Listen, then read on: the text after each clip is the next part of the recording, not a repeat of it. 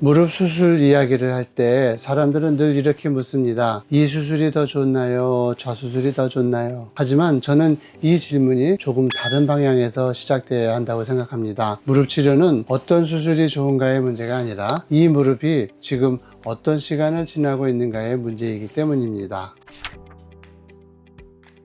안녕하세요. 첨단재생의료 실시기관 선화목자병원 정형외과 전문의 이창호 원장입니다.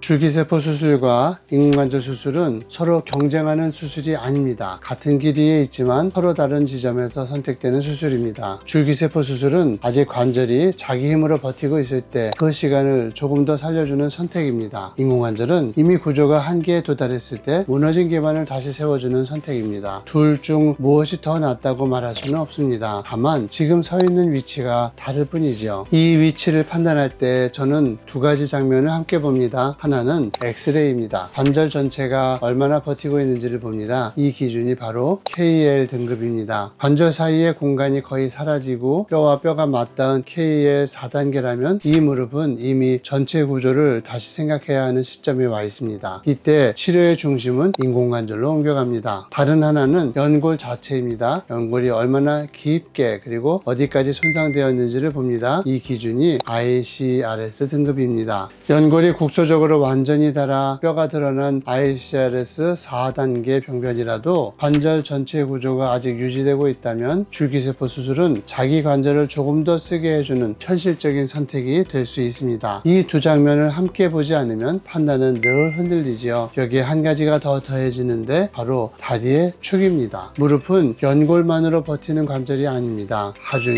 어디로 흐르느냐에 따라서 운명이 달라집니다. 그래서 인공관절 수술에서는 대부분 다리의 축을 함께 바로잡습니다. 이건 이미 익숙한 이야기지요. 하지만 줄기세포 수술도 다르지 않습니다. 흰 다리를 그대로 둔 채 연골만 재생하면 새로 만들어진 연골은 다시 같은 방향의 압박을 받게 되죠. 그래서 필요하다면 줄기세포 수술에서도 축 교정을 함께 고려합니다. 이건 수술의 종류의 문제가 아니라 무릎을 쓰는 방향의 문제입니다. 이렇게 보면 선택의 갈림길은 생각보다 단순해집니다. 관절 전체가 무너진 단계라면 인공관절은 포기나 패배가 아니라 지금 삶을 회복하는 선택입니다. 관절 구조가 아직 살아있고 연골 손상이 국소적인 문제라면 줄기세포 수술은 자기 무릎으로 살아갈 시간을 좀 더 벌어주는 선택이 됩니다. 그리고 중요한 건 이 두 선택 사이에 우열이 없다는 사실입니다. 많은 분들이 묻습니다. 줄기세포 수술을 했다가 결국 인공관절 수술을 하게 되면 그건 실패 아닌가요? 저는 그렇게 생각하지 않습니다. 몇 년이라도 덜 아프게 걷고 자기 무릎으로 일상을 지켜냈다면 그 시간은 충분히 가치가 있습니다. 인공관절을 선택하는 순간도 마찬가지입니다. 그건 뒤처진 선택이 아니라 지금의 삶을 다시 세우는 결정입니다. 그래서 저는 환자분께 이렇게 말씀드리는데요. 무릎 치료에는 정답이 있는 게 아니라 순서가 있습니다. 지금 이 무릎에 맞는 선택을 하고 그 선택을 제대로 관리하는 것, 이 흐름 전체를 보는 관점이 저희가 말하는